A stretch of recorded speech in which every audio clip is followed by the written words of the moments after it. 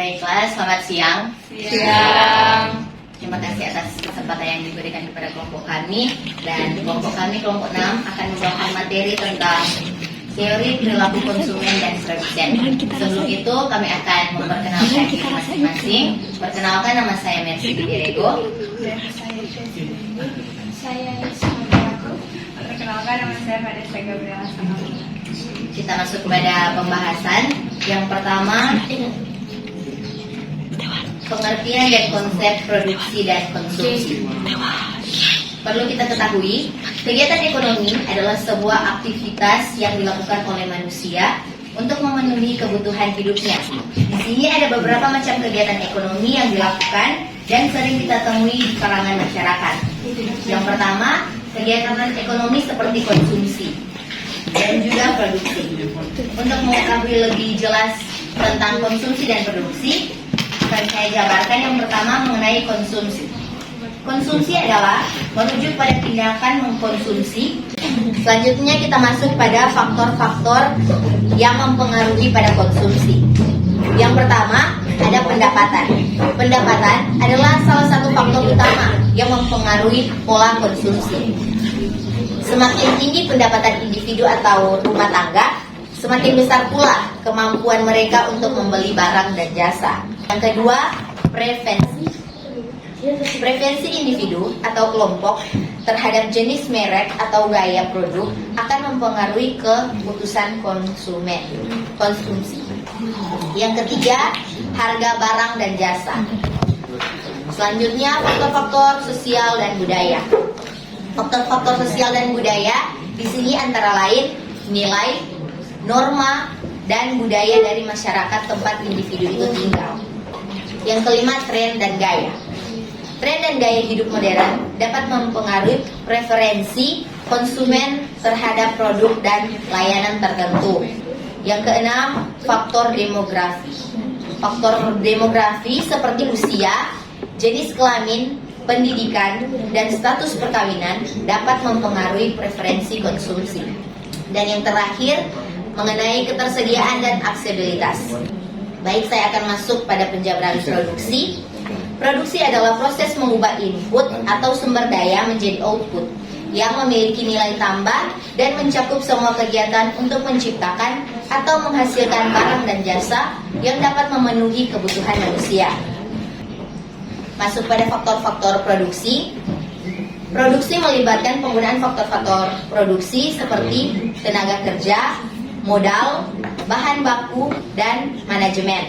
Faktor-faktor produksi ini sangat berkaitan dan diperlukan dalam proses produksi barang dan jasa. Keseimbangan yang baik antara faktor-faktor ini akan mempengaruhi efisiensi dan produktivitas dari suatu usaha produksi. Selanjutnya kita masuk pada teori perilaku konsumen. Dari teori perilaku konsumen ini ada beberapa definisi yang dikemukakan oleh para ahli. Tapi saya akan bacakan salah satunya saja berdasarkan penafsiran Hasan pada tahun 2013 berbunyi, perilaku konsumen adalah studi proses yang terlibat ketika individu atau kelompok memilih, membeli, menggunakan atau mengatur produk, jasa, ide atau pengalaman untuk memuaskan kebutuhan dan keinginan konsumen. Dari definisi yang telah disebutkan di atas, dapat kita simpulkan bahwa perilaku konsumen adalah semua kegiatan, tindakan, serta proses psikologis konsumen yang mendorong tindakan tersebut pada saat sebelum membeli, ketika membeli, menggunakan, menghabiskan produk dan jasa, serta melakukan hal-hal yang di atas. Jika studi tentang perilaku konsumen ini dapat dilakukan dengan baik, maka perusahaan yang menghasilkan barang atau jasa akan mendapatkan imbalan yang jauh lebih besar daripada pesaing-pesaingnya. Karena dengan memahami tentang studi perilaku konsumen, maka perusahaan mampu memberikan kepuasan yang lebih kepada konsumen. Perilaku konsumen ini terdiri dari 3 perspektif, yaitu perspektif pengambilan keputusan, perspektif ekspresial atau pengalaman, dan perspektif pengaruh perilaku. Pentingnya perilaku konsumen. Perilaku konsumen ini dikarenakan sangat penting dalam melakukan pemasaran suatu produk yang dihasilkan dan diperlukan karena di dunia ini perkembangan semakin maju dan sering berubah-ubah secara otomatis. Sehingga dengan memahami perubahan-perubahan tersebut, pemasaran akan lebih mudah dalam mencapai pemasaran yang sukses. Selanjutnya, faktor yang mempengaruhi perilaku konsumen. Ada 3 faktor, yaitu faktor budaya, faktor sosial, dan faktor pribadi. Selanjutnya ada jenis dari ciri perilaku konsumen. Jenis-jenis perilaku konsumen memiliki perbedaan antara konsumen yang satu dengan konsumen yang lain, dan juga bermacam-macam modelnya. Menurut Peter dan Olson pada tahun 2010, terdapat 2 jenis perilaku konsumen, yaitu perilaku konsumen yang bersifat rasional dan yang kedua perilaku konsumen yang bersifat irrasional. Selanjutnya, dasar teori perilaku produsen. Teori perilaku produsen adalah teori yang menjelaskan tentang bagaimana tingkah laku produsen dalam menghasilkan produk yang telah berupaya untuk mencapai efisiensi dalam kegiatan produksinya. Produsen berusaha untuk menghasilkan produksi seoptimal mungkin dengan mengatur penggunaan faktor produksi yang paling efisien. Yang pertama ada konsep perilaku produsen. Produsen adalah orang atau suatu badan usaha, perusahaan yang melakukan fungsi menaikkan nilai guna suatu barang atau jasa sehingga dapat menghasilkan barang konsumsi untuk memenuhi kebutuhan konsumen. Perilaku produsen merupakan kegiatan pengaturan produksi sehingga produk yang dihasilkan bermutu tinggi sehingga bisa diterima di masyarakat. Pada saat kebutuhan manusia masih sedikit dan sederhana, kegiatan produksi dan konsumsi sering kali dilakukan oleh seorang sendiri. Seseorang memproduksi sendiri barang dan jasa dikonsumsinya. Seiring dengan semakin beragamnya kebutuhan konsumsi dan keterbatasan sumber daya yang ada, termasuk kemampuannya, maka seorang tidak dapat lagi menciptakan sendiri barang dan jasa yang dibutuhkannya. Untuk memperoleh efisiensi dan meningkatkan produktivitas, muncullah spesialisasi dalam produksi. Pendefinisian produksi mencakup tujuan, kegiatan menghasilkan output, serta karakter-karakter yang melekat padanya. Produksi merupakan konsep arus atau flow konsep, bahwa kegiatan produksi diukur dari jumlah barang-barang atau jasa yang dihasilkan dalam suatu periode waktu tertentu. Yang berikut faktor produksi. Faktor-faktor produksi atau sumber-sumber daya merupakan benda-benda yang disediakan oleh alam atau diciptakan oleh manusia yang dapat digunakan untuk memproduksi barang-barang dan jasa. Faktor produksi dapat dibedakan menjadi 4 jenis, yaitu yang pertama ada tanah dan sumber daya alam, yang kedua tenaga kerja, yang ketiga modal, dan yang terakhir keahlian keusahawan. Selanjutnya kita akan membahas mengenai kegiatan produksi dan aktivitas perusahaan. Seperti yang kita ketahui bersama, kegiatan produksi merupakan salah satu aktivitas perusahaan yang menjadi inti dari operasi bisnis.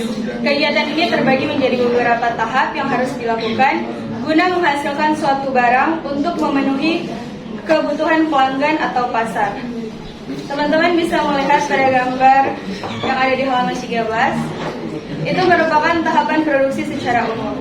Yang pertama di sini ada planning atau perencanaan. Tentunya sebelum kita melakukan kegiatan produksi, kita harus membuat planning atau perencanaan terlebih dahulu mengenai apa barang yang akan kita produksi, berapa banyak barang yang akan kita produksi, dan untuk siapa barang itu diproduksi. Yang kedua ada routing atau mengarahkan alur. Setelah melakukan perencanaan, kita harus mengarahkan alur dari mana kegiatan produksi tersebut akan bermula sampai akan berakhir. Yang ketiga, scheduling atau penjadwalan. Kita harus memasukkan jadwal atau membuat jadwal kegiatan produksi mana yang lebih dulu akan kita lakukan sehingga kegiatan itu bisa teralur dengan baik. Yang keempat ada dispatching atau memulai produksi. Di Di sini kegiatan produksi akan dimulai sampai berakhir dan dikirim ke distributor atau konsumen. Dan yang terakhir ada evaluasi mengenai produk apa yang lebih terjual di pasaran, sehingga itu menjadi suatu titik acuan bagi produksi ke depannya. Di sini kita masuk dalam konsep dasar kegiatan produksi. Kegiatan produksi dan aktivitas perusahaan ini merupakan serangkaian proses yang digunakan oleh perusahaan untuk mengubah bahan baku menjadi bahan jadi atau produk siap jual. Inti dari ekonomi pasar adalah di mana permintaan dan penawaran bertemu. Dan kegiatan produksi ini merupakan kegiatan pokok di mana permintaan dan penawaran bisa bertemu. Berikut adalah beberapa konsep terkait dengan kegiatan produksi. Yang pertama ada bahan baku. Bahan baku ini merupakan bahan mentah atau komponen dasar yang harus digunakan saat produksi. Yang kedua adalah proses produksi yang merupakan serangkaian langkah yang diperlukan untuk mengubah bahan baku menjadi produk akhir. Yang ketiga ada barang dan jasa, yaitu produk yang dapat menghasilkan barang fisik atau jasa yang dapat dijual di pasaran. Yang keempat ada permintaan dan penawaran. Kegiatan produksi ini selalu berkaitan dengan permintaan dari konsumen atau pelanggan. Permintaan ini menggerakkan proses produksi. Di bagian B ada langkah-langkah utama dalam kegiatan produksi. Langkah-langkah ini merupakan tahapan-tahapan yang sudah saya jelaskan tadi. Untuk lebih lengkapnya teman-teman bisa membaca untuk mempersingkat waktu. Kita masuk dalam materi yang berikutnya, yaitu faktor-faktor yang mempengaruhi kegiatan produksi. Berikut ini merupakan faktor yang mempengaruhi kegiatan produksi dan aktivitas perusahaan. Yang pertama, permintaan pasar. Permintaan dari konsumen adalah faktor utama yang mempengaruhi apa yang akan diproduksi. Dan permintaan pasar ini seringkali dipengaruhi oleh tren-tren yang sedang berkembang. Di mana sedang ada tren, pasti permintaan barang itu akan meningkat. Yang kedua ada sumber daya. Ketersediaan sumber daya seperti bahan baku, tenaga kerja, dan modal sangat mempengaruhi proses produksi. Yang ketiga ada teknologi, di mana kemajuan teknologi dapat mempengaruhi efisiensi produksi dan kemampuan untuk menghasilkan produk yang lebih inovatif dan menarik minat pembeli untuk membeli barang tersebut. Yang keempat ada regulasi. Regulasi ini merupakan peraturan dan hukum yang berlaku dalam industri tertentu yang dapat membatasi atau mempengaruhi cara produksi. Dan yang terakhir ada persaingan, di mana tingkat persaingan dalam industri juga memainkan peran dalam strategi produksi untuk bersaing barang mana yang akan lebih terjual di pasar. Materi berikutnya ada yaitu pentingnya manajemen yang efisien. Manajemen yang efisien merupakan kunci dalam menjalankan kegiatan produksi dan aktivitas perusahaan. Ini termasuk perencanaan yang baik, pengawasan, pengendalian kualitas, manajemen rantai pasokan, dan pengelolaan uang. Sekian presentasi dari kelompok kami. Kami membuka sesi tanya jawab bagi kelompok-kelompok yang ingin bertanya. Baik, terima kasih atas kesempatan. Kenalkan nama saya Teori dari kelompok 4 ingin mengajukan pertanyaan tentang materi dari kelompok 6 tentang teori perilaku konsumen dan produksi. Dan yang menjadi pertanyaan saya adalah apa peran preferensi konsumen dalam teori perilaku konsumen dan bagaimana mereka tercermin dalam kurva indiferensi dan kurva anggaran. Mohon jelaskan dan gambarkan kurva-kurva tersebut. Terima kasih. Saya mewakili kelompok 5 akan bertanya. Saya Guru. Apakah ada inovasi atau tren terbaru dalam proses produksi yang mengarah pada peningkatan efisien atau keunggulan kompetitif? Terima kasih. Terima kasih atas kesempatan. Saya Julio Kaparang, mewakilkan kelompok 2 dan menanyakan kepada kelompok 6 bagaimana dampak pandemi COVID-19 telah mengaruhi produksi fisik dan produksi intangible. Terima kasih atas kesempatan yang diberikan. Saya Nurita Tangka, mewakili kelompok 3 ingin bertanya. Tadi sempat disinggung tentang faktor yang mempengaruhi perilaku konsumen. Dan pertanyaan kami, apa peran budaya, sosial, dan faktor pribadi dalam membentuk perilaku konsumen? Terima kasih atas kesempatan. Perkenalkan, nama saya Chelsea Poluan. Saya mewakili dari kelompok 1 ingin mengajukan pertanyaan kepada kelompok 6. Tadi kan sempat disinggung mengenai faktor yang memengaruhi perilaku konsumen. Yang jadi pertanyaan saya, bagaimana faktor budaya seperti nilai, norma, dan budaya pop dapat memengaruhi preferensi konsumen? Berikan contoh masing-masing dari nilai, norma, dan budaya pop. Baiklah, kami akan menjawab pertanyaan dari saudari Stewart dari kelompok 4. Saudara Stewart dari kelompok 4. Pertanyaannya, apa peran preferensi konsumen dalam teori perilaku konsumen dan bagaimana mereka tercermin dalam kurva indiferensi dan kurva anggaran? Mohon jelaskan dan berikan contoh dan gambaran kurva tersebut. Jadi, dalam teori perilaku konsumen, preferensi konsumen mengacu pada kecenderungan atau pilihan individu terhadap berbagai kombinasi barang dan jasa yang dapat mereka konsumsi atau beli dan pakai. Selanjutnya, kurva indiferensi bisa kita mengerti lagi. Kurva indiferensi adalah alat grafis yang digunakan untuk menggambarkan kombinasi dari dua barang atau lebih yang menggambarkan kepuasan atau utilitas yang sama bagi konsumen. Dan di situ ada contoh dari kurva indiferensi, di mana di situ ada contoh grafik antara pembelian bakso dan gado-gado. Jadi ini bisa kalian lihat, ini adalah contoh dari kurva indiferensi. Selanjutnya kita bahas tentang kurva anggaran. Kurva anggaran mencerminkan berbagai kombinasi barang yang dapat dibeli oleh konsumen dengan pendapatan dan harga pasar tertentu. Jadi sekian penjelasan dari kelompok kami. Apa saudara Stewart dari kelompok 4 merasa puas? Ya, cukup puas. Terima kasih. Terima kasih. Baiklah, selanjutnya kami akan menjawab pertanyaan dari kelompok 5 yang diwakili oleh Janessa Kowu dengan pertanyaan, apakah ada inovasi atau tren terbaru dalam proses produksi yang mengarah pada peningkatan efisiensi atau keunggulan komparatif? Ya, ada.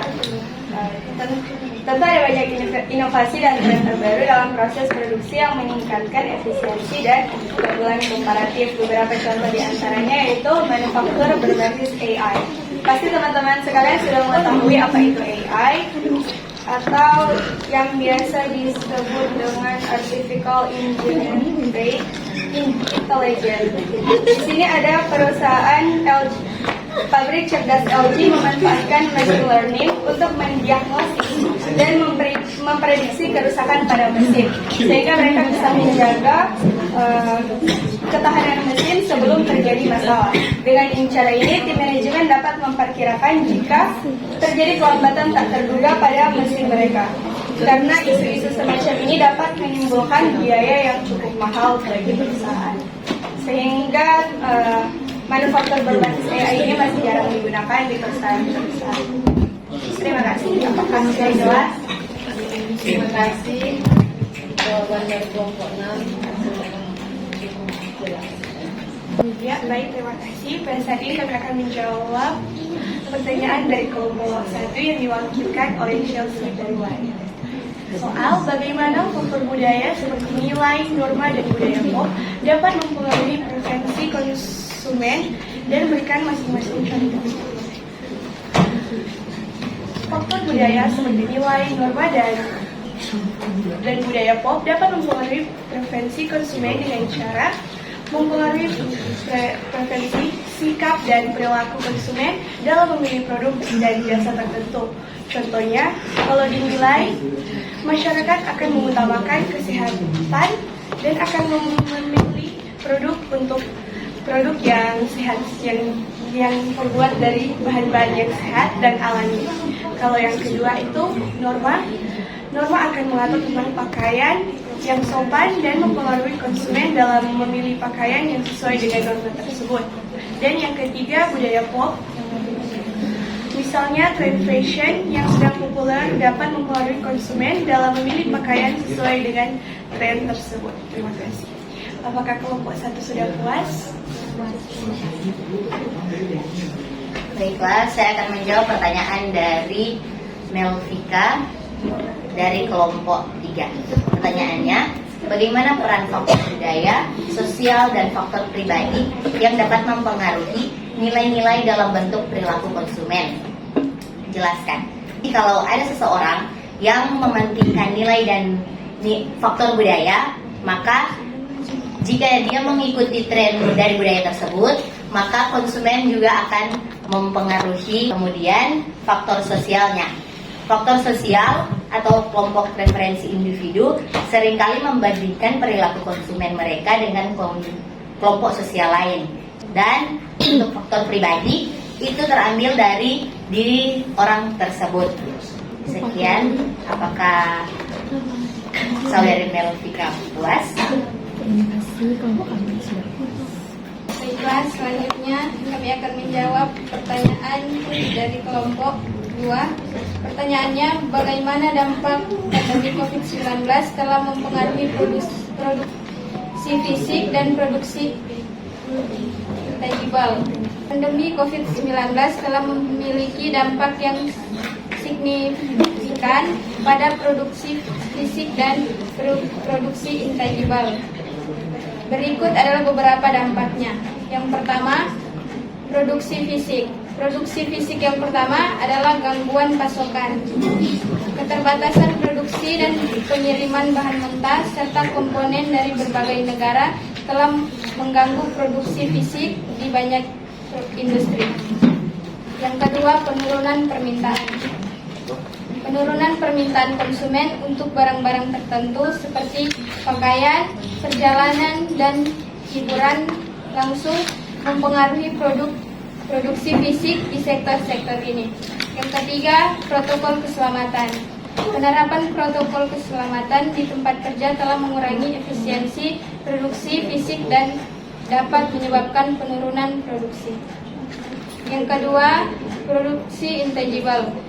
Produksi intangible yang pertama, peningkatan kerja jarak jauh. Banyak perusahaan beralih ke model kerja jarak jauh yang dapat meningkatkan produksi intangible seperti perangkat lunak dan layanan digital. Baiklah, sesi tanya jawab kami tutup dan itulah presentasi dari kelompok kami. Sekian, terima kasih.